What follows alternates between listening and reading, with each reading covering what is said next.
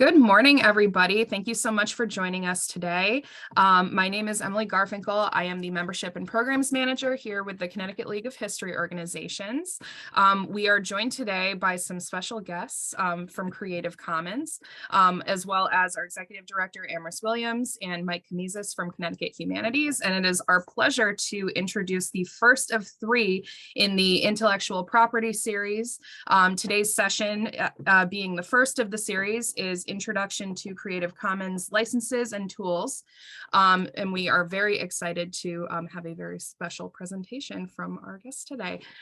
So just as a heads up, this program will be recorded. Since you all are registered for this program, be on the lookout for an email from me afterwards, which will include the recording link, as well as a link to the chat transcript and some additional resources provided. So without further ado, I will pass it along to Mike Kamizis, who is the Manager of Partnerships and Programs at Connecticut Humanities. Thank you so much for being here. Thanks, everyone. I'm really excited about the turnout. I'm really excited to work closely with Creative Commons again. Super excited. This is going to be a great series. I'm very passionate about this, and I'm happy that we're able to make this come about. And you might be asking, why is Connecticut Humanities endeavoring into intellectual property?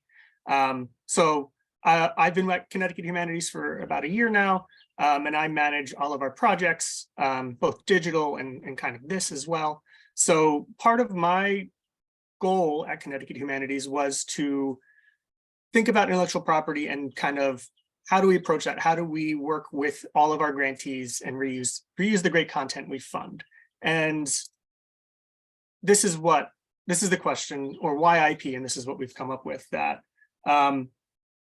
we encourage the open sharing of projects and programs created with our grant funding to further our mission of ensuring the public humanities continue to inspire storytelling, lifelong learning, inform public dialogue, and civic engagement. So how do we do this? Well, how do we approach this goal?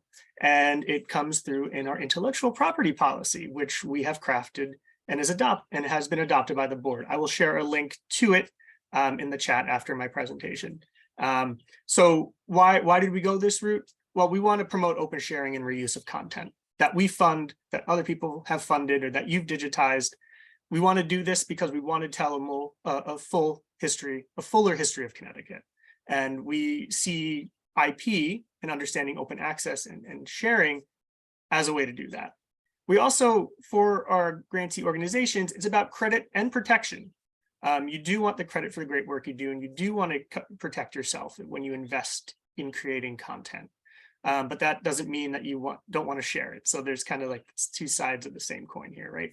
And the last thing that we also want to do is, as an organization, we want to set a good example and license the work that we create. So coming up later this year, you will start seeing Creative Commons licenses, and Brigitte will talk more about those on content that Connecticut Humanities produces. And you can see connecticuthistory.org, on Teach It, on our website. We want to do this, and we want to, we want people to know how you can use our content, because we do get questions about that.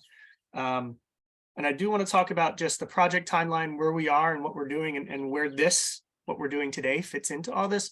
So the IP policy was developed in the summer of 2022. In the fall of 22, it was sent out for community feedback for stakeholders. And the policy was adopted by the board in October this past year. And we are working with an IP lawyer who specializes in art and cultural heritage out of New York, who's reviewed the policy, who's given us some guidance on how it might impact grant lines and things like that. So we're hoping to continue to work with her as well. So for granting, this will go into effect for our competitive grant lines. So it's quick implementation.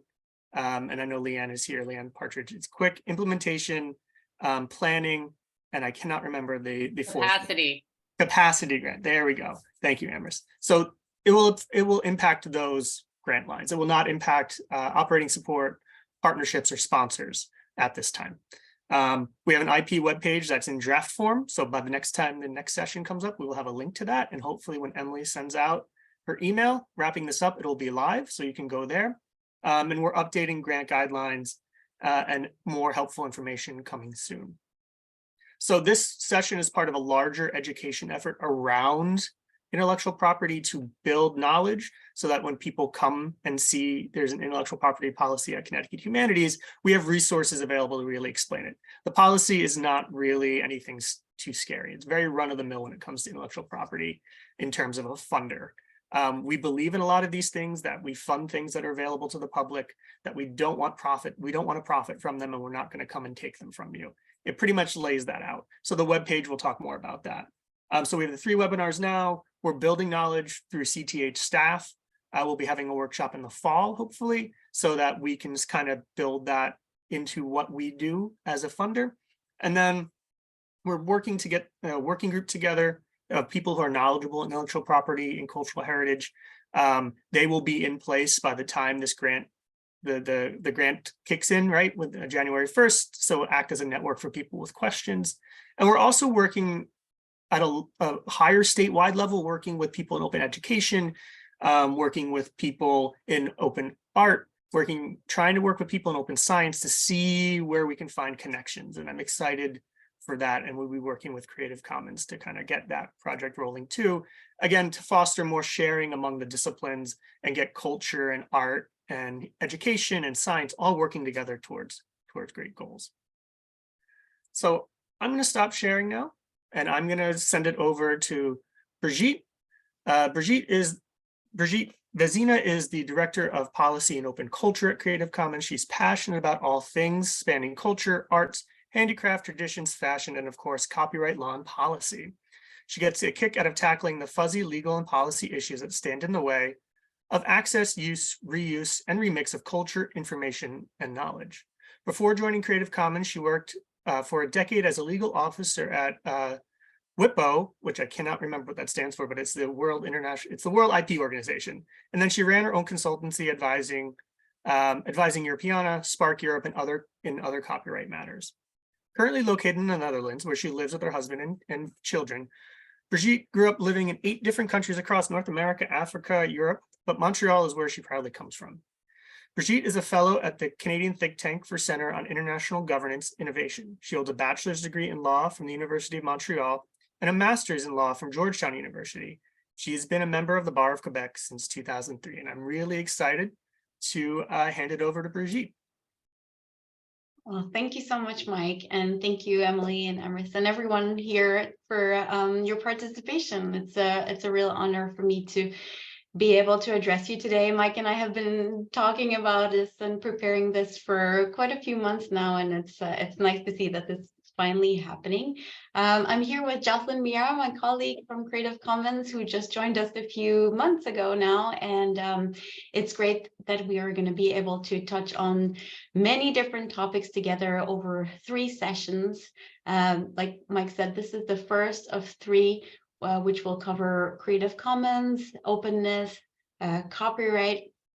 So this one will be a bit more general than the others. It'll be a lot of information at once, but I hope that I will make it as easy to understand as possible. We'll make time for questions during the presentation, but if you think that it would work also to hold it until the end of the presentation, we'll also save some time for a longer Q&A. Before I continue, I just want to say a few words about the other sessions so that we have this in the larger context. So today's session is really going to introduce Creative Commons as an organization, a movement, a set of licenses, what Creative Commons is generally.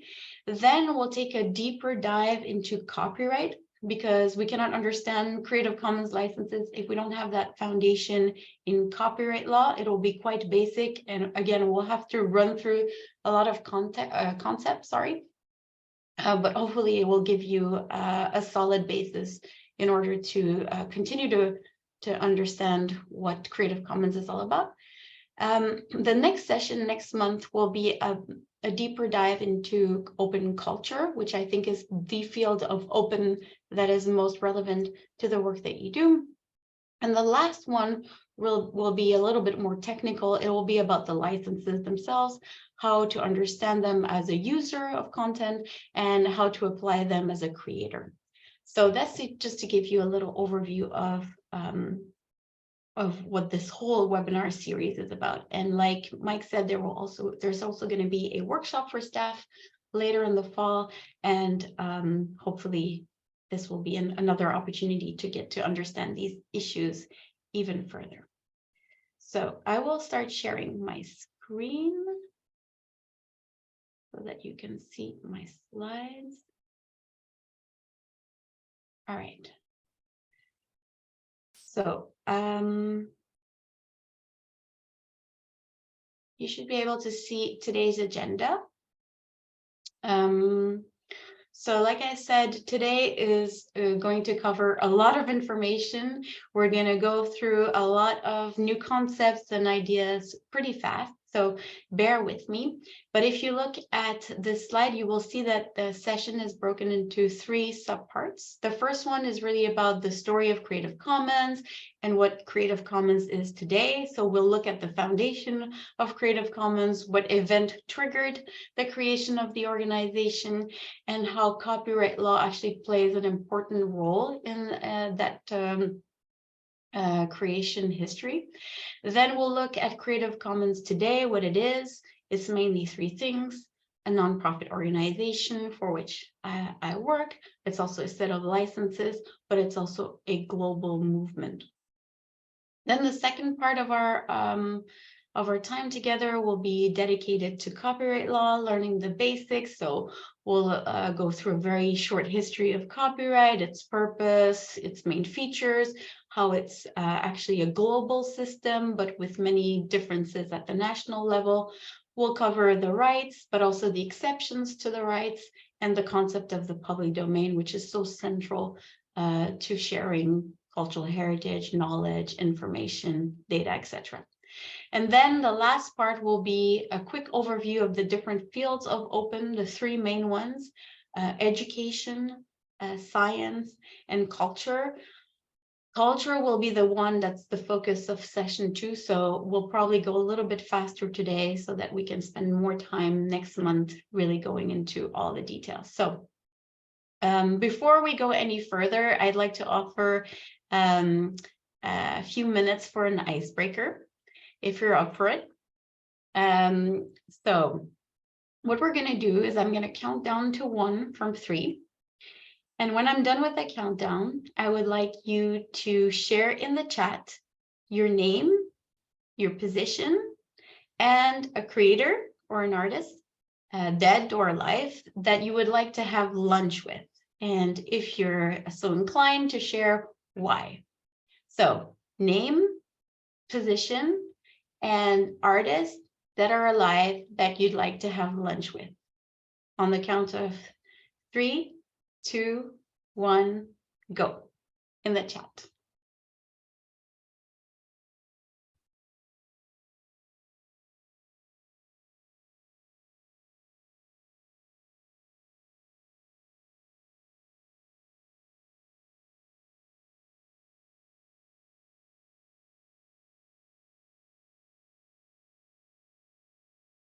We already have some answers coming in. So we have James Baldwin, Alexander Heman, Frida Kahlo, Beethoven, Anna Albers, Jean-Michel Basquiat, Becky Chambers, Jane Austen, Mary Cassatt. That's lovely, the personal touch. My artist great-grandmother, Robert Jordan, Shakespeare, why not? Another Basquiat comes twice in this list. Richard Wright, Margaret Fuller. Find out what was in her lost manuscript. Someone would like to meet Terry Moore, because I appreciate both his writing and art, and it would be a relaxing lunch. Jim Lee, Alexandre Dumas, Steve McCurry, Charles Lansing, formerly anonymous, an autobiographer of an 1832 publication, Narragansett Chief, Michael Jackson, Kate Atkinson, Louise Guinea, Great. We have a very long and diverse link. I saw a lot of names that I am curious to learn more about. Marc Chagall, I visited a museum of his art in France a long time ago. Walt Whitman. That's great. I think it provides us a very rich list of so many creators that contributed to our shared commons of culture and who I think we can all learn from. I'm personally very excited to be able to look up all these people and see what they're about. So thank you for sharing this with me. But since we have so much to cover, I think we need to move on. And we'll look into the birth of Creative Commons first. So I don't know if any of you recognize the person on the left. This man is Sonny Bono, better known for his duo with Cher, so Bono and Cher, sorry. And the whole story of Creative Commons starts thanks to, indirectly, Sonny Bono, who at the time promoted an act, which was enacted in 1998. And that act was named after him, the Sonny Bono Copyright Extension Act. And what that act did was it extended the term of copyright for every work in the United States. So even those that were already in copyright, they got an additional 20 years. So the term of copyright at the time was life of the author plus 50 years. And through this Extension Act, an additional 20 years was added to the term of protection, bringing it to life of the creator plus 70 years. So this move actually put the United States in line with a lot of other countries that already had a life plus 70 term. But the minimum standard for copyright law remains, even to this day, life plus 50 years. Actually, the Sonny Bono Copyright Term Extension Act has a nickname, and it was commonly referred to as the Mickey Mouse Protection Act, because coincidentally, I don't know, but the extension came just before the original Mickey Mouse character cartoon, Steamboat Willie, would have fallen into the public domain. The copyright protection would have expired, and then in 1998, suddenly there were 20 years more of protection. And at that time, Stanford law professor called Lawrence Lessig believed that this law was unconstitutional. Why? Because in the United States Constitution, Article 1, Section 8, Clause 8, grants power to Congress to promote the progress of science and useful arts by securing for limited times. This is the important phrase here, to authors and inventors the exclusive right to their respective writings and discovery. This is referred to as the intellectual property clause in the Constitution, but it really provides a monopoly of exclusive rights for limited times. And what happened throughout history is that the term of copyright had been continually extended over the years. And the end of copyright protection is actually very important as part of the copyright system, because it marks the moment that works move into the public domain, where everyone can use them for any purpose without permission. And like I said, this is a very critical part of the balance in the copyright system. The limited term of protection is what ensures that copyrighted works eventually move into the public domain and then join this giant pool of knowledge and creativity from which we can all freely draw to create new works. And so the part of the new law that was extending copyright protection to existing works, so those that were already created, was also kind of hard to align with the purpose of copyright, because it's to create incentive for authors to share their works by providing them a limited monopoly over them. So how could the law possibly further incentivize the creation of works that already existed? So Larry Lessig at the time, he represented Eric Aldred. He was a web publisher, and he had made his career making works available that had passed into the public domain. So he took public domain works and made them available on the web. And so together, Aldred and Lessig, they challenged the constitutionality of the Sonny-Bono Act. And this case was known as Aldred v. Ashcroft, that you can see here explained in a Wikipedia entry. And that case went all the way to the Supreme Court. How did it end? Well, rather badly for Aldred, because he lost. He lost the case and the law was passed. It was deemed constitutional. However, that inspired the creation of Creative Commons. It actually gave Lessig and others around him an idea. And the idea was really to make sure that creative works could be made available more freely on the internet in a way to respond to a growing community of people that were creating, remixing, and sharing content online, but could see copyright law acting as a barrier to their activities. So Lessig and others created this nonprofit called Creative Commons in 2001. And in 2002, they published the first Creative Commons licenses. These are just a set of free public licenses that allow creators to keep their copyright, but they can share their works on more flexible terms than the default that copyright law gives, which is all rights reserved. So that's the idea behind Creative Commons open licensing, is that it's a way, an easy way for creators who want to share their works more openly, but in a way that is still consistent with copyright law. So what they realized is that what new technologies, especially the technologies that the internet relies on, could enable, copyright law was actually hindering.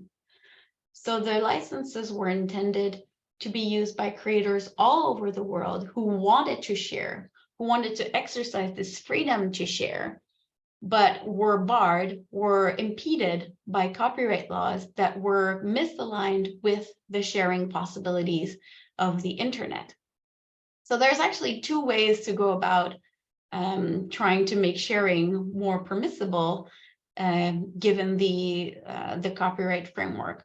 One of them is to advocate for copyright reform, so to call for a law and policy change to modernize the copyright system and adapt it to today's reality and new technologies and the digital environment. And that is, for any of you who have been involved in advocacy, is a challenge in and of itself. But Lessig, through Creative Commons, came up with a hack. It was a way to work around the problem and work with his existing copyright rules. And that's exactly what the licenses aim to do. They aim to work around the problem while still being in the existing copyright framework. So I'm going to share a very short video with you that will explain to you exactly this premise, but explain through some of the founders of Creative Commons. Hopefully you can see and hear. What does it mean to be human if we don't have a shared culture? And what does a shared culture mean if you can't share it? It's only in the last 100 or 150 years or so that we've started tightly restricting how that culture gets used. The internet enabled an infrastructure where anybody could participate without asking permission. We have all these new technologies that allow people to express themselves, take control of their own creative impulses, but the law is getting in the way. Creative Commons is designed to save the world from failed sharing. People who actually want to share stuff, who put it up on the web because they want to share it on certain terms. So we wanted to create a simple way for creators to say to the world, here's the freedom that I want to run with my creative work. Here are the things you're allowed to do. Can I reproduce it? Can I copy it? Can I put it in my textbook? Can I use that photograph? can I make a new version of it? Creative Commons gives tools to creators to make a choice about copyright. Creative Commons license can cover anything that copyright covers. Every license says, you need to give me attribution. I created this, give me credit for the work I did. The basic choices are commercial use or not. Can you make derivative works, versions, adaptations, or not? And do you want me to have to share alike? So if I take your stuff, do I have to offer it to the next person under the same terms? There's no requirement for you to do anything with your work other than what you want to do. You own the copyright to it. What we've done is given you the right to exercise your copyright in more ways, more simply. So the idea here is to enable that creative impulses that the technology turns loose and get the law out of the way. The work of Creative Commons is really about laying the infrastructure groundwork for this new type of culture, a new kind of folk culture. Somebody from Delhi, somebody from New York, somebody from Singapore can feel comfortable using a photo that was created and given away by someone in the United States or in China or wherever that the licenses have been extended to, with their identity being preserved. Which means that people can actually create new kinds of things, come together and build things. Mashups that people can do with people's Flickr photos. And CC Mixter has allowed artists to make music together. It's really about creativity and connection. Access and control. From amateurs who simply, for the love of what they're doing and they want to share it and they want other people to be able to make use of it, to commercial organizations. In the end, this will have a very successful place in the for-profit economy. Creative Commons is the bridge to this future. Is you got to move away from thinking about content to thinking about communities. Communities that develop around content, and the sharing that the licenses allow enable these communities to come together. A physical commons is like a park where anybody can enter equally. A commons with intellectual works is actually much freer. It really is going to be the pillar for communications between people, cultural exchange. The space for more speech, more free expression. And that's the kind of commons we're trying to create.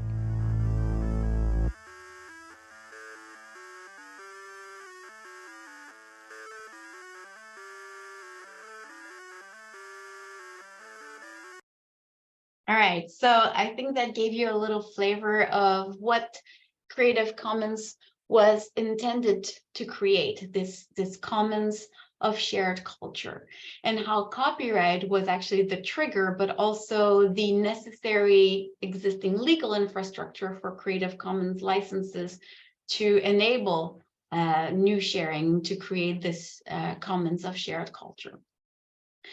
If we go back to the basics of copyright law, I think it's trite to all of you that works of art are protected by copyright.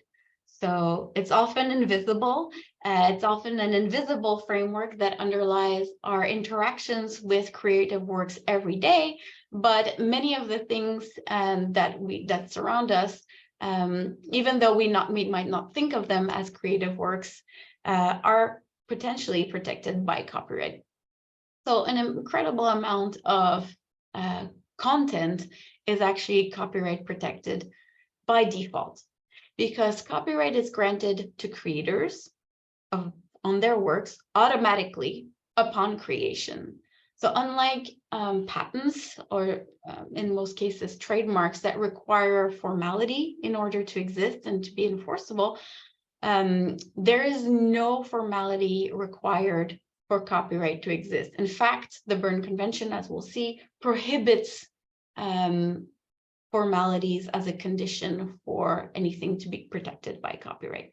So automatically, as soon as something is created, it's protected by copyright. That means that by default, a work will always be published all rights reserved, because that is what the law grants. The law grants all sorts of rights to a copyright holder, a creator, and all these rights are reserved by the creator. So when you see that legal notice, all rights reserved, that means that the creator reserves all the rights. They don't give any away. That means that you as a user need to ask for permission if you want to make any uses of the work, unless a condition applies.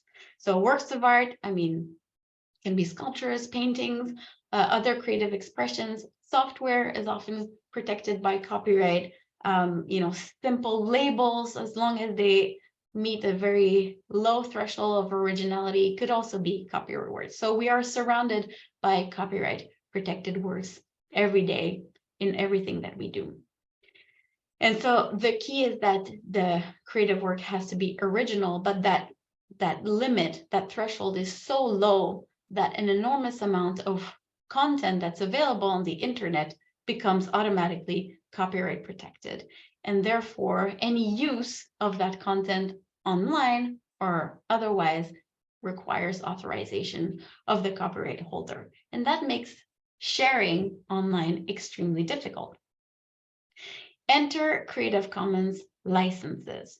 Like I said, they work atop the copyright framework, so they're perfectly legal. They're just a way to lift many of the restrictions imposed by copyright law to facilitate and enable better sharing of creative content.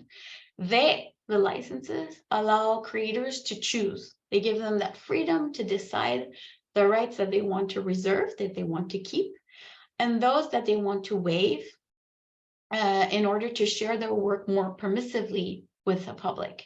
So the licenses help go from this default of all rights reserved to some rights reserved. And in the last of the 3 sessions, we'll go into a lot more detail about all of the licenses and the variations among them. So, like I said, Creative Commons is mostly the licenses. That's what we're known for, but it's also more than that. In the agenda, I hinted at Creative Commons being actually 3 different things. We can understand it as 3 complementary notions or entities. First, it's a nonprofit organization. It's dedicated to promoting better sharing of culture and knowledge in the public interest. We operate globally to make sure that the works can be shared as openly as possible in the public interest. So we have many activities to promote that. We engage in advocacy efforts around the world to support equitable, ethical, open sharing practices. We offer training such as this one, also the open certificate, and we help various institutions to go open, so to speak, with licensing policies, tools, and practices to make sure that their content in their collections is openly accessible by the public. We also build and steward the licenses and public domain tools. They've been used to power millions of people's unfettered access to culture, research, information, education, and more. They have become the standard in open licensing. And we know that now over 2.5 billion works have been released using CC licenses across 9 million websites. That is to date, and that's in 20 years only.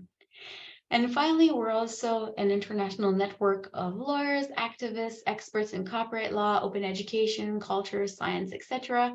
Thousands of people that contribute to supporting our mission around the world.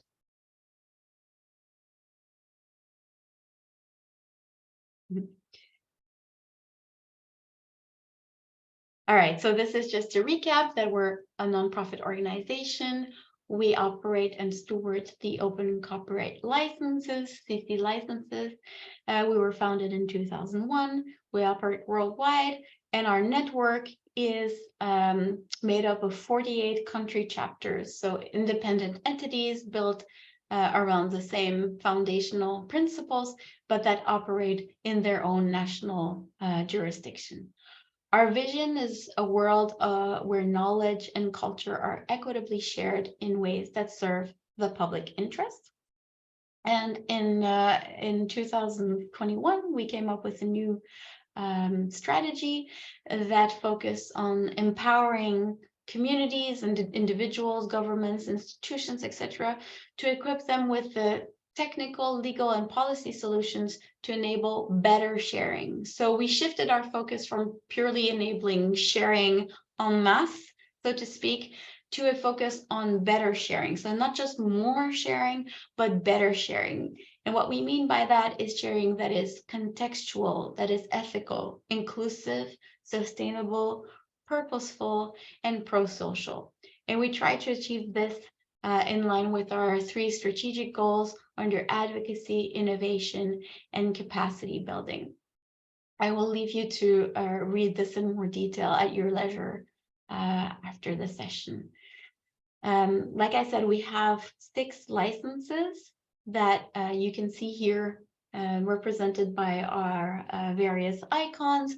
We'll go into more detail as to what each of those mean in our 3rd session, but this is just to give you a flavor of the different possibilities, permutations, combinations of terms and conditions that we can put together in order to create 6 different licenses. Our licenses are used all over the world. Since our last version 4.0 in 2013, they've been designed and vetted by legal experts, and they're aligned to international copyright laws. So they operate everywhere that there are copyright laws, where countries have signed on to international treaties like the Berne Convention or the TRIPS Agreement. There are a few exceptions, but that covers pretty much all of the world's countries. They are free to use forever, so the licenses themselves are in the public domain. They've been proven over time. We celebrated our 20th anniversary just a few years ago. They're the international standard for open copyright licensing. And like I said, but I think it's important to repeat it, they are built on top and they respect copyright law. They've never lost in a court of law. That means that judges have upheld their legal validity.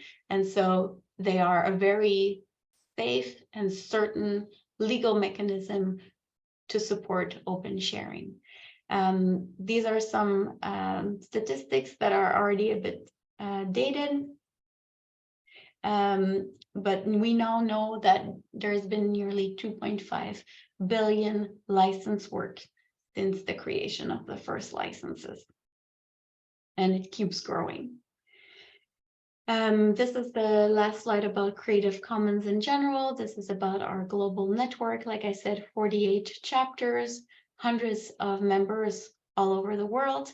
And we also have the possibility to engage in specific topics. If you are, for example, more interested in open education or copyright and licenses or open culture, we have 3 different platforms, which are the mechanisms through which our community can get together to exchange ideas, to challenges, and projects for collaboration. We call this a platform. So there are many ways that you can get involved. I give you an example. Last year and spilling over this year, we had 6 working groups working on different issues that are of interest to several members of the platform. We hold monthly calls. We have invited speakers, organize webinars. Like I said, we engage in collaborative projects and a lot more. So if you are interested, I will share the link so that you can also take part in this really active community. And lastly, we offer the CC certificate, which is an online course that you can take over 6 weeks if you're interested. We also have scholarships. So I will share the link to this as well so that you can get even more involved into the world of Creative Commons. So this is where I'd like to pause and see if there are any questions. This concludes the first third of our time together today. I'll just say the certificates are great. They're a lot of work. I have 2 of them. One in open education and one in open GLAM. So if you can get a seat, I recommend it. I see a hand up for Will McAdams. You can unmute yourself and ask. Hi, can you see me okay? Yes. First of all, I just want to thank you. There's so much information and just it's so helpful to kind of get a broad overview. I'm a high school teacher, so I'm kind of poking in and out. So I may be asking a question that was already been answered, but forgive me if so. My question relates to if there exists a legal framework for community copyright, meaning a collective of people to write something together. I do a lot of community-based theater where I'm working alongside a whole community of folks. And when I've asked legal scholars around the precedent for that, I've just been told how rare it is. I was cited some case in, which was a case that an Aboriginal community in Australia sued the Australian government for using a symbol that was collectively owned by a spiritual lineage. But I'm wondering if there's a relationship between a community owning something and whether that is similar or different to the commons and in its registration process. Well, thank you for your question. Actually, we haven't started covering the basics of copyright, but I can already give you maybe a partial answer, is that copyright is designed with the individual creator in mind. So it came about in the Age of Enlightenment, where the individual author was considered the person worth rewarding for their efforts, and therefore the copyright was granted onto an individual creator. With time, new concepts have emerged to cater to these situations that you describe, where more than one person would be considered the author or the copyright owner. There are also situations, we call them legal fictions, where even though it's an individual that creates a work, the copyright will be held by somebody else. It could be, for example, by the employer under the work for hire doctrine.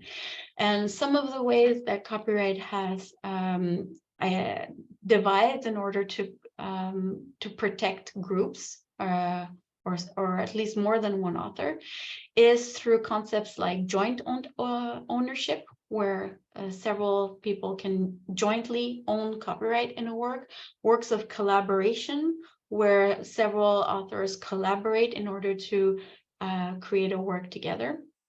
And these will vary slightly in their application, and we can look at this in more detail probably in writing if you want to follow up, but there are mechanisms within copyright law to address issues where there's more than one person creating. I think I'll leave it at that because there's lots more to say about indigenous collective copyright, but I think that would exceed the purpose of this course, but I'm happy to follow up in writing with you about this too. Thanks so much. I'd love to do it. Thanks so much for extending that answer so long. Appreciate it. All right, so Mike, is it okay if I continue?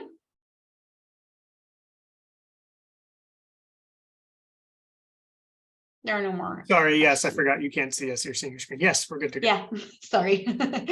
All right, so now we can move on to the second part, which is giving this very brief overview of copyright. Again, I apologize if this goes too fast. I think we have time for a video that's a little bit long. It's 9 minutes, but I think it's nice because it gives a lot of the historical background as to why we have copyright today. It's focused on UK and European law, but a lot of the principles are fully applicable in US law. So I'd like us to take 9 minutes to watch this video, and then I'll summarize and we'll be able to discuss also what's in there. So here we go. Hello there, I'm Copy, better known as Copyright, and today I'm going to draw my life for you. Obviously I'm the son of a mum and dad, but I'll get to those guys shortly. I was born in the 18th century, so yes, that does make me 300 years old. But even though I've been around for a very long time, I promise not to take too long with this. To really understand my history though, we've got to go way back to my grandma, Mary the First of England, aka Bloody Mary. Now, she had a few problems with a chap back in the 15th century. Yes, this is a complicated story. This is part of its appeal, so just hang with me. Now, this 15th century chap was called Gutenberg, and he invented a machine that was sort of an electricity-free photocopier, and that helped to make loads of books for everyone. It was a great success. 200 million, 500 million, 1 billion books in the 18th century. What on earth did people do with all of these books? Did he eat them? I don't think you can eat books. Can you eat books? The invention of books also brought along something else, something new called intellectual property. Now, what is that? Well, while we're all still thinking about eating books, let's go back to a food analogy. So let's just say you're somebody who grows grapes to make lovely wine. You sell your grapes to somebody else who then presses these grapes into a liquid, and then somebody else sells that liquid to somebody else who then drinks it. So the grapes are here, and then the grapes are here, and then they're gone. But crucially, books aren't like grapes. So when an author sells his book to a chap who then prints it, and in turn sells it to somebody else who then reads it, so the book is here, and then it's here, but then it's still around afterwards. It doesn't get crushed and thrown away like a poor little grape. You can sell a book as many times as you want, but it can still be republished or copied. It's like a magic trick, which later evolves into a gigantic industry. But all this talk about wines made me want to drink champagne. I'm going to drink some champagne. Oh, lovely. So what was it about all of these books that made my grandmother have a bit of a hissy fit? It's why exactly? Well, it was because of what was written inside. Because the book in question was a bit of an important one, the Bible. Somebody had made it so the Bible was written in everyday English, something that anyone could understand. And at that point, that was a pretty big deal. Some people didn't like the idea of anybody being able to read what they thought was quite a special book. And this led to the church splitting into two. So Grandma, Bloody Mary, asked my dad to set up something called censorship.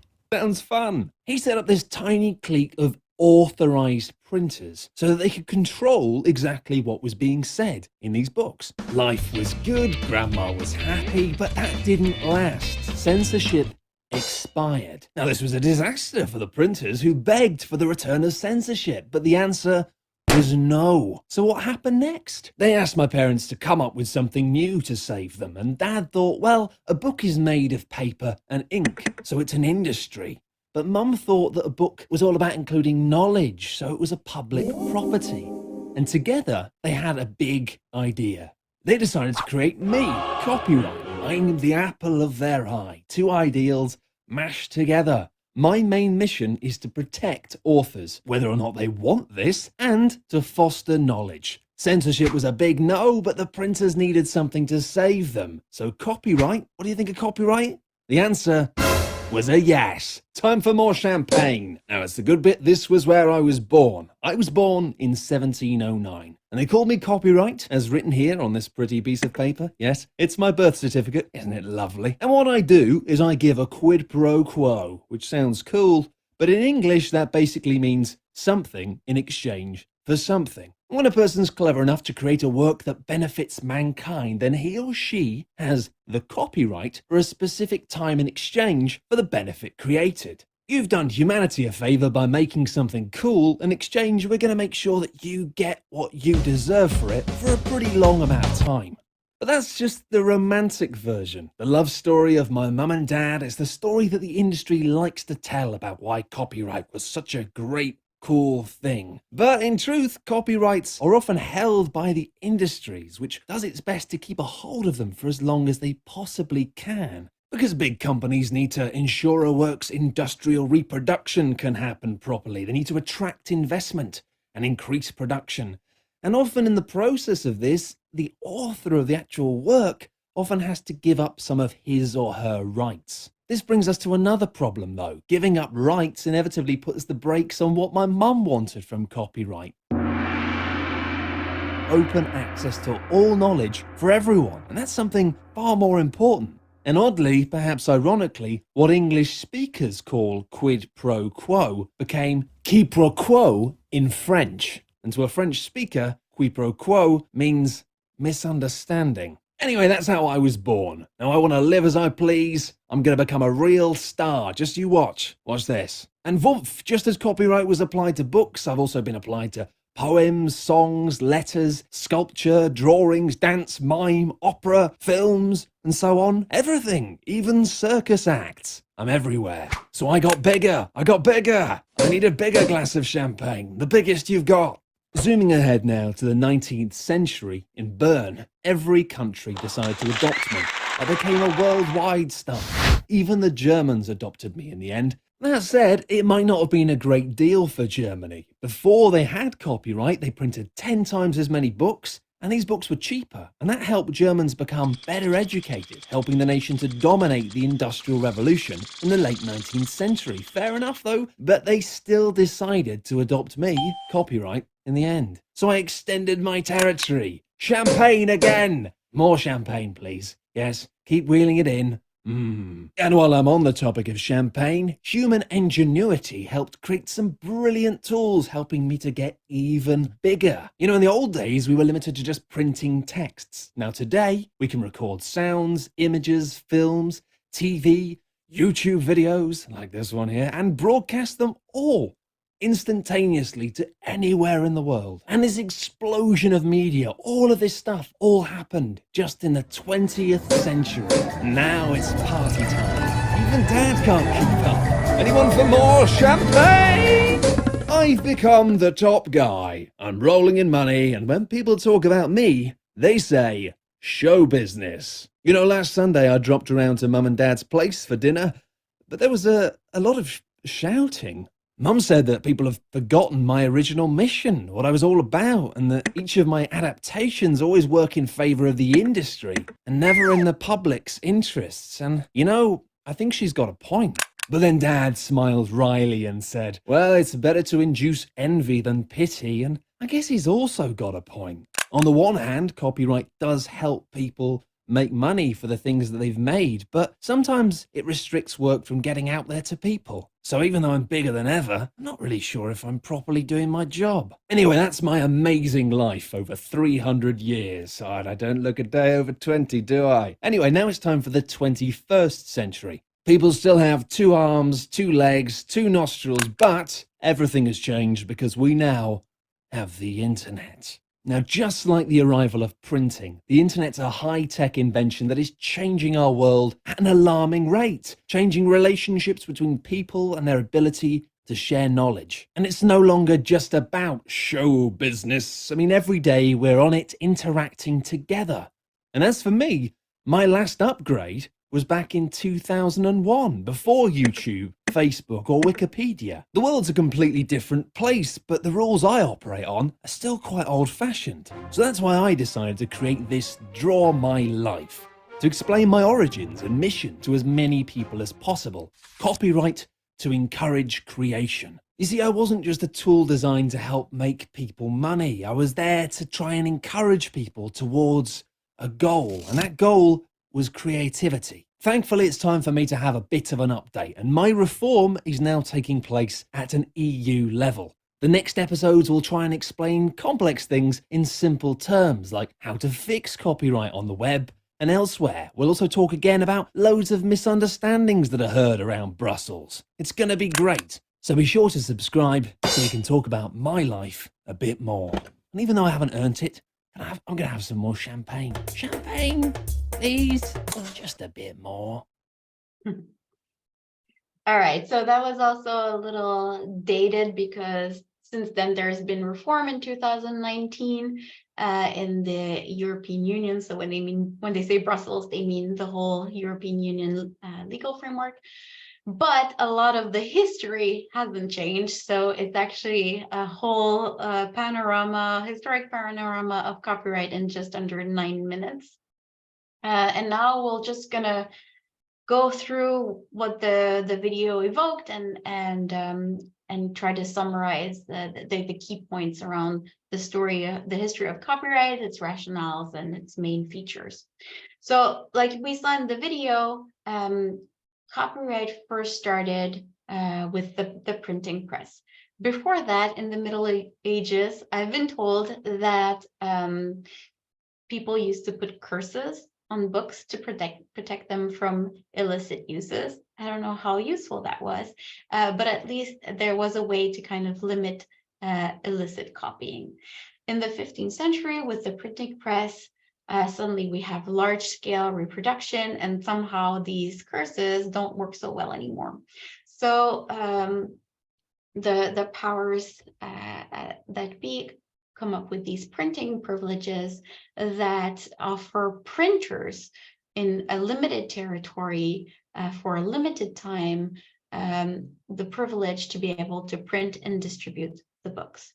So initially, it actually benefited the printers who had a right on a copy, which means an individual copy of the same book. So it wasn't really copyright as we understand it today. It was a copyright, and it benefited printers and not creators. But over time, this evolved, obviously. And today, copyright is a set of exclusive rights. So many different rights. We're talking about a bundle of rights, which we'll see in a few moments, that are granted to creators, so authors, composers, sculptors, etc., over their original creations. So these are called works, and they have to be original. They can be books, music, films, paintings, video games, databases, etc. In some jurisdictions, they have to be fixed in tangible form. So if they're not fixed, they wouldn't be protected. So for example, if I draw something in the sand and water washes it off, it's not fixed. Therefore, it wouldn't be protected by copyright. Copyright is granted for a limited period. So the minimum in the Berne Convention is the author's life plus 50 years in the US. And in most countries today, it's minimum life plus 70 years. And the objectives are to enable the creator to control the economic exploitation of works, to receive payment, and also to protect reputation and integrity. Those are called moral rights. The underlying rationales differ whether copyright has evolved in a country of common law tradition or civil law. That was kind of represented by the two parents in the video we just saw, not exactly, but in countries of common law tradition, so that includes the US, it's really seen as an incentive for creativity, for the benefit of society through the dissemination of knowledge. So copyright is granted so that we grow the body of knowledge that the public has then access to. And under civil law, it's more personal, it's more related to the individual creator. It's born out of natural rights that are inherent to the results of creative endeavors, and it's meant to protect the sacred bond that exists between the author and their works. So we see that there are different rationales, but they ultimately end up having a same or similar legal framework. The bundle of rights that I mentioned are divided into two categories in international law: moral rights and economic rights. Moral rights include the right of attribution, so to be attributed as the author of the work, and integrity, so that modifications to the work cannot be made if they cause prejudice to the honor or reputation of the author. And many different economic rights. I list here the most important ones: reproduction, distribution, adaptation, which includes translation, public performance, communication to the public. That's, for example, sharing online. There's also what we call neighboring rights, which in American law are kind of part of copyright. There's no real distinction. In international law, they're treated a bit separately because they're not given to authors or creators, but to other people who are part of, say, the industry. So to performers in their performances, to sound recording producers, that's music labels, and to broadcasters in their broadcast signal. Whether the underlying work is copyright protected or not, they have these works. And when does copyright infringement occur? A few myths. That you can copy as long as you don't sell. That's obviously not true. That it all depends on the number of copies. That remains to be seen regarding context. That a small modification can make any reproduction legal. Actually not, because that could infringe on the right of adaptation. And that any reproduction is illegal. That is also untrue, because many exceptions can apply. In reality, infringement happens when anyone without prior authorization from the copyright owner carries out one of the reserved acts. Remember the reserved rights, or the rights that I just listed in the bundle, unless an exception applies. Copyright varies from country to country. Each country has its own national copyright law, but there are efforts at international harmonization, and that's done through international treaties. The most important of them is the Berne Convention from 1886. It has been updated many times since, but not so recently. I think the last time was 67. But it's kind of been supplanted by the TRIPS agreement that is administered by the World Trade Organization. So it's a trade agreement that kind of incorporates all the important provisions of the Berne Convention, except one, Article 6 bis on moral rights, but that's a detail for us now. There used to be the Universal Copyright Convention. It's fallen out of use. It's almost obsolete at this point. So 30 minutes left to our time together, just speeding through the public domain. It's such an important concept. For now, I've focused on the rights that copyright confers. It wouldn't be a proper copyright system if there wasn't the public domain. So what is the public domain in the copyright system? It is made up of items that are ineligible for copyright protection, and the content of which can be used by anyone for any purpose. So what does it contain? First, non-protectable objects, so things that cannot be protected by copyright, like facts, ideas, sometimes short titles, some court decisions, because the law prescribes that they are not protected by copyright. Many things are just not objects of copyright or copyright subject matter in the first place. It also contains works whose term of protection has expired. So they were protected, the term of protection went beyond life plus 70, and they moved into the public domain. There's another way to enter the public domain, and we'll see that in our third session, is when the copyright holder has expressly waived their rights, and you can do that with a Creative Commons tool called CC0. That means no rights reserved.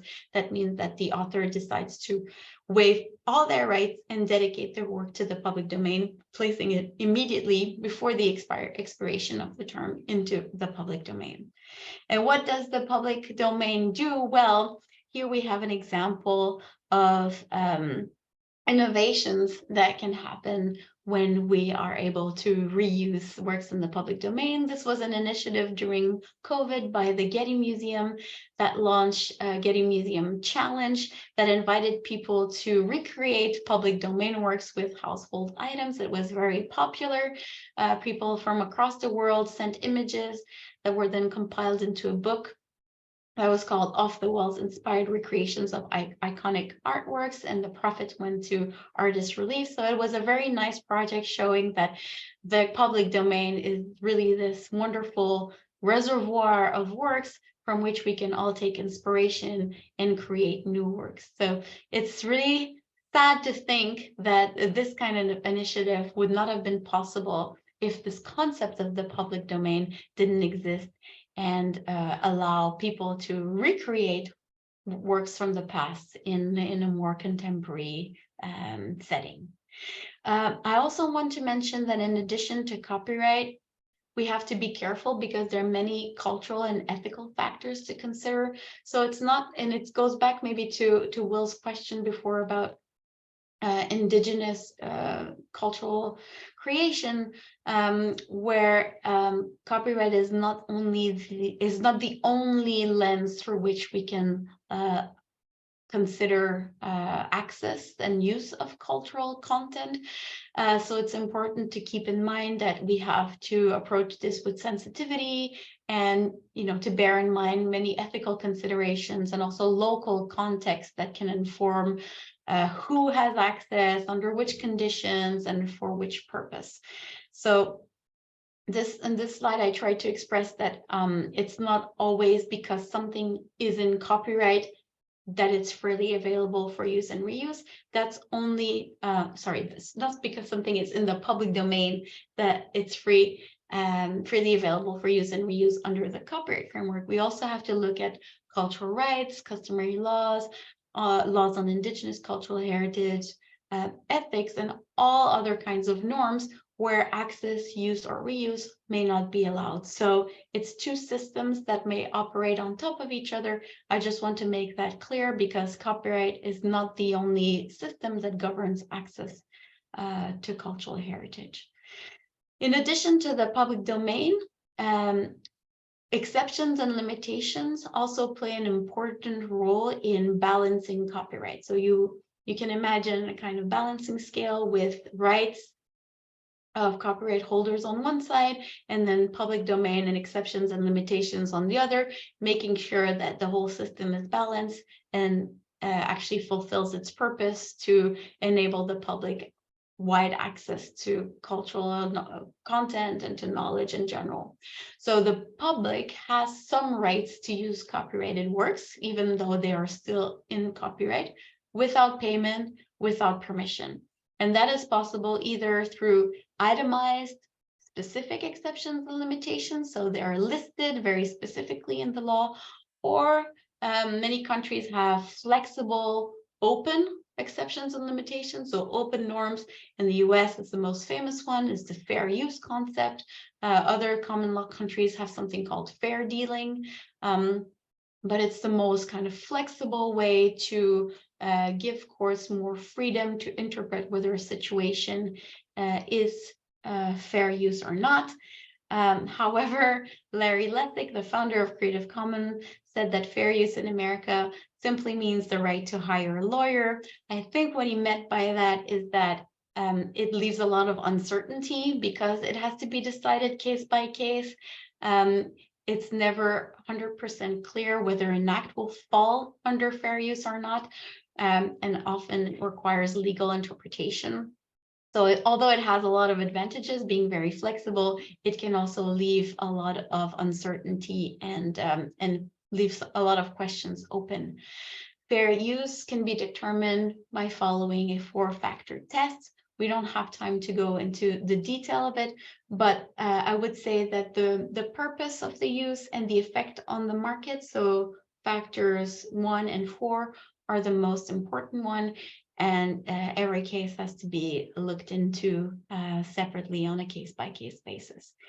Here I've listed some of the exceptions that we believe should be in place for cultural heritage institutions to be able to fulfill their functions, because a lot of activities that cultural heritage institutions carry out implicate copyright, making copies, distributing copies, displaying copies of works. And that's why it's important that the law allows those activities, that institutions can conduct these activities lawfully, legally, in order to just fulfill their function and provide access, which is their intrinsic function and mission.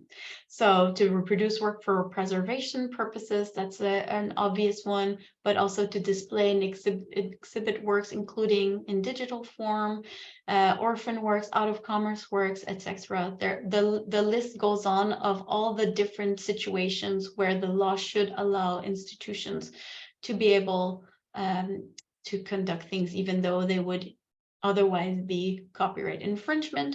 Here's a long laundry list of things that users of libraries, museums, archives, etc. should be able to do with the collections. Again, I think I would invite you to take a closer look after this session.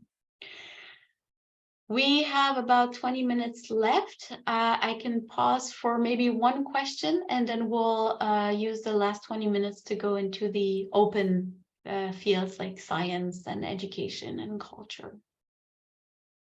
Are there any questions? If you have any questions in the chat, I know that was a lot of information, or raise your hand. Alternatively, we'll share emails at the end of this, and we'll include it on the recap sent out by Emily at the CLHO to contact me or Brigitte directly with these questions. And we want to create some sort of resource based on the questions that you all have that are useful for people on this call and in Connecticut and more widely. So I don't see any questions in the chat. There's a lot to take in. So, so yeah, happy to take these questions at a later stage. And yeah, like Mike said, I'm sure a lot of people have similar questions. So if we can pull them together, it would be a nice resource to complement all this content. All right. So moving on, I just want to give you a flavor of the main open fields that we work in Creative Commons. And before that, kind of give you an understanding of what we mean by open, because a lot of people think that open means free, and that actually any content that is free is necessarily open. Actually, the entire internet, the open web, is free. And free is, like I said, assumed online. But open actually means more than free. It's free, of course, so gratis, so it doesn't cost anything. But it also means that permissions are given to users to use the work more freely, more openly. So that it's not only free in the gratis sense, but in the libre sense, which means that uses are free to be used without necessarily requiring permission from the copyright holder.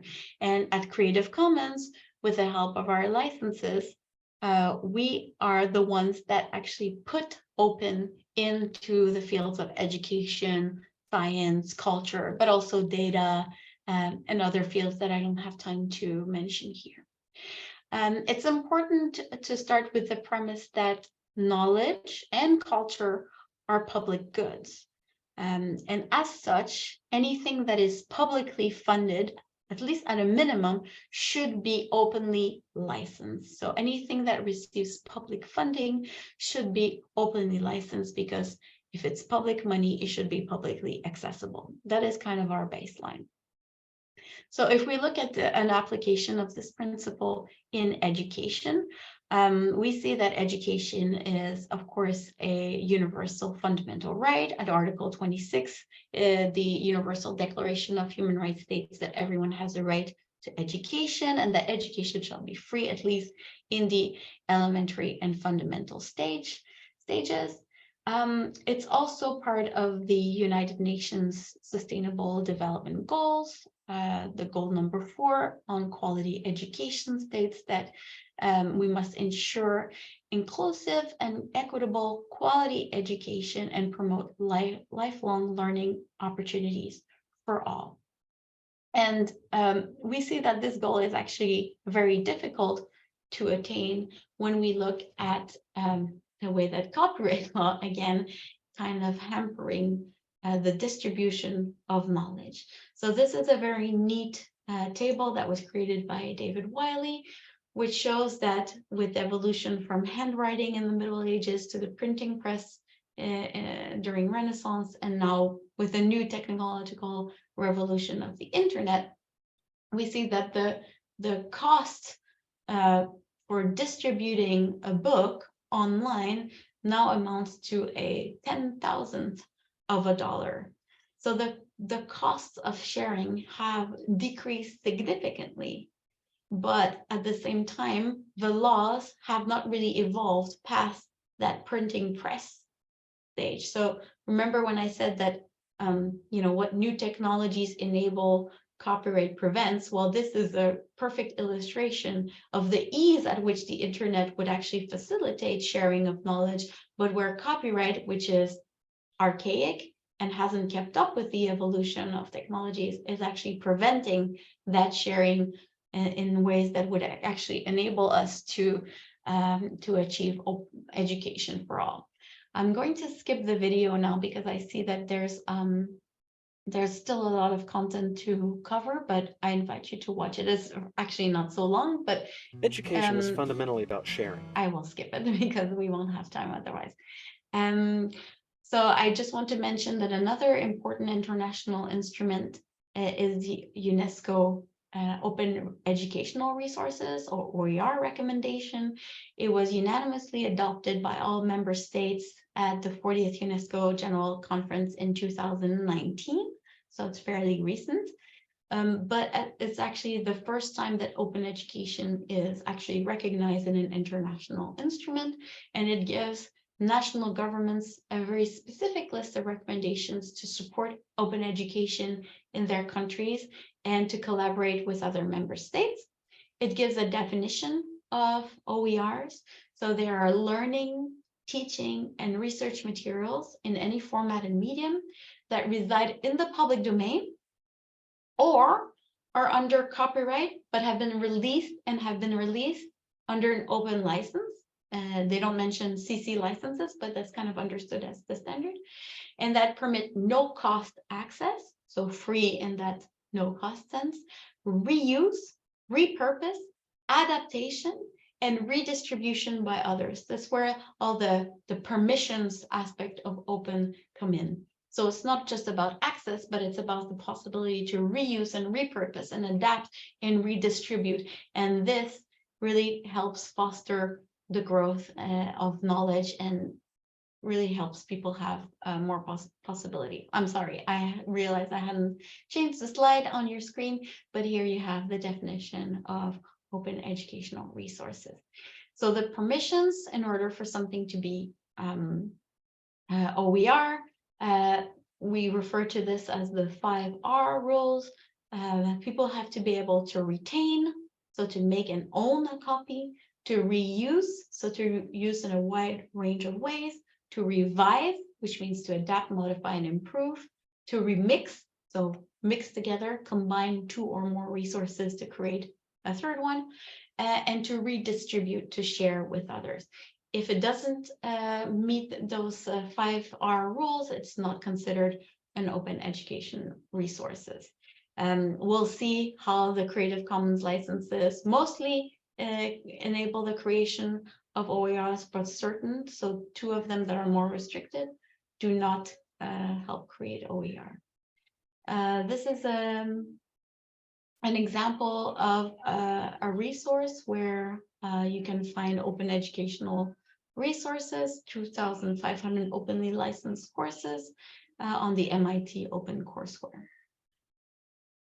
Now I'd like to jump to open science, which is the second field I want to cover with you.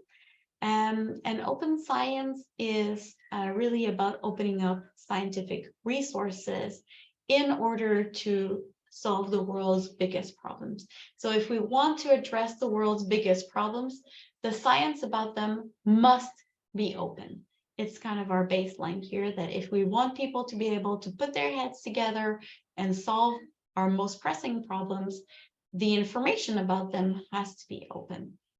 There's also a UNESCO recommendation on open science. That one was adopted in 2021, and it follows pretty much the model of the OER recommendation. It's also licensed with the CC license, CC by SA. And it helps us identify what can be done in order to open up science. But before that, what are the world's greatest challenges? Again, it's useful to look at the United Nations Sustainable Development Goals to try to identify what they are. These are like 17 goals that were agreed by the United Nations. They're designed to be a shared blueprint for peace and prosperity for people on the planet now and into the future. We've looked at this already for education, but you can see that in terms of science, climate action, number 13, life below water, number 14, and life on land, number 15, are all linked to science, and open science can help achieve those goals. So if we want to achieve the UN Sustainable Development Goals, or SDGs, we need the knowledge and the culture about them to be free and open for everyone. And what do we mean by knowledge and culture? Well, that's the research, the data, the educational resources, and the heritage, because that also contains a lot of information that can help us find solutions to the problems that concern us all. One of them, of course, is climate change. And the resulting harm to biodiversity is one of these big challenges. The problem is that open sharing the research outputs is not the default. Copyright protection and these traditional publishing models are the default. So there are no incentives currently for scientists to practice in the open. That means to release their research materials, their data, all of the things that we think could contribute to increasing the amount of knowledge around solutions to these global challenges are not made openly available. So how much of climate change knowledge is actually open access at the moment. We can see on this graph that a bit more than half, well, actually closer to 60%, so 57% is closed, with only 42.9% open. And we can break it down via repository or via publisher, and we see there that it's extremely narrow, the proportion of publications on climate change that are made openly accessible. So there's a big gap to fill if we want to be able to collaborate on shared resources. Creative Commons leads an open climate campaign. We're one of the partners, and that's also something that I would encourage you to look into if you're interested in how openness can help us fight climate change. 2023 has been declared by the US government the Year of Open Science. It follows an announcement in August last year by the White House Office of Science and Technology Policy, or OSTP, that announced a new guidance on open access that clearly mandates that any research outputs that are the result of public grants be made openly accessible, openly available, and without any embargo. So this is a major breakthrough for open access, and especially in the field of science, but in research in general, this is a very important step forward. So we know that it's actually very hard to change knowledge models. Many of you maybe are confronted with pretty drastic practices by publishers that do not allow as open and free access to knowledge as we would like to. But we need to fight and disrupt those models if we want to solve the world's most pressing challenges, if we want to have an equitable model of contributing to and sharing scientific knowledge in which everyone can participate, and if we want to ensure that publicly funded knowledge is actually a public good accessible to all. I see that we only have about 5 minutes left, and I want to cover open culture. I wonder if it makes sense to take more time to cover open culture in the next session, because that will be the focus. I don't know what you think, Mike, or should I speed through this? Maybe can you do like a brief kind of primer for next time, just so, and then with the understanding that we'll go into more depth. Okay. Do that, maybe just a couple minutes here before. Okay, so I'll do that, yeah. So open culture, why open culture? What is the premise there? It is that access and sharing of culture and knowledge are essential to sustain vibrant and thriving societies. Culture is who we are. It's part of our identity. It gives us a sense of purpose as societies, but also as individuals and communities. And cultural heritage institutions are the gateways. They are the pivotal points between the heritage, so the cultural heritage that is in the past, and the public that wants to access this to understand it and to build on it. So preserving and sharing that heritage is at the heart of cultural heritage institutions' mission. Of course, I think you can tell me more than I can tell you about cultural heritage institutions' missions. But I think we can agree that it's to facilitate public open access to collections, to build connections with and among the communities that they serve, but also to enable collective participation and creativity and knowledge creation. And so, again, going back to the fundamental rights approach, if we want to enable people to enjoy their fundamental rights to access cultural heritage and take part in cultural life, the cultural institutions that hold that heritage must be able to fulfill their mission in the digital age. And so the 3 key points that I should leave you with, and that we will probably explore in further depth, in further detail at the next session, is that cultural heritage and collections must be made accessible to the public, not only on site, but also online as openly as possible, to enable cultural institutions to really make the most of current technologies to fulfill their mission, to conduct their basic function. The other key point is that what is in the public domain must stay in the public domain. So by turning a physical object into a digital object. If that physical object is in the public domain, it should also be in the public domain digitally. And that seems obvious, but we see in practice that this is often not the case, that a lot of institutions claim copyright over that digital reproduction.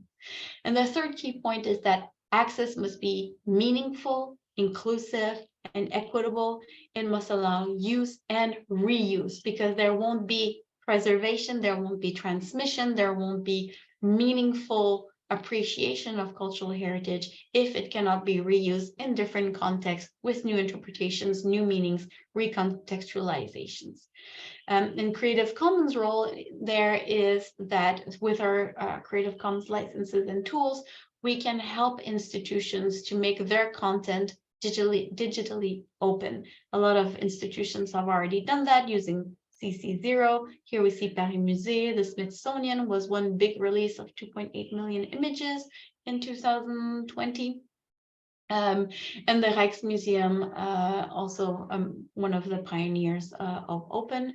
Actually, the pioneer, we believe, is the Brooklyn Museum in the US, which was the first one to be able to share their collection openly using Creative Commons tools. I realized that I haven't changed my slide. I'm so sorry. Because here I just wanted to show you that one of the great resources, if you want to look at institutions that are open, is the Open Glance survey. We can see here that's from 2022, 1,300 or so institutions are open, but that represents only 1% of the world's cultural heritage institutions. Updates since then, at the beginning of this year, numbers have grown to 1,567 institutions. And for those of you who like visuals, there's a visual representation of how the Open Glance survey has grown in 2018 when it was created and launched to 2023. It has grown significantly. All right, so this right on the dot brings us to the question session. Over to you, Mike. Thank you so much, Brigitte. I know that was a ton of information. This was like 2 weeks worth of coursework and the certificate. So we will make these slides available. And I know I want to respect everyone's time here. If you have any questions, we will send out contact information for us. Know that in the future, there will be for a Connecticut kind of group around copyright. There's a lot of resources out there. There's a lot of information. I found that out when I worked at the Connecticut Digital Archive to try to implement rights statements and things like that, which is a whole nother conversation. And it is very confusing even for someone who's in the know. So we want to know what questions you have, what resources work for you. And there will be more built out as we meet going on. And hopefully in June, we'll have something robust for you. And somewhere to turn if you have questions, because they're, again, like Brigitte said, there's a lot of case-by-case things, and we can stay here and go down the rabbit hole all day. Yeah, I think we're good for today. We're 1 minute over. This was great. Come back next month. We will dive deeper into open culture, preservation, access, and better sharing of culture.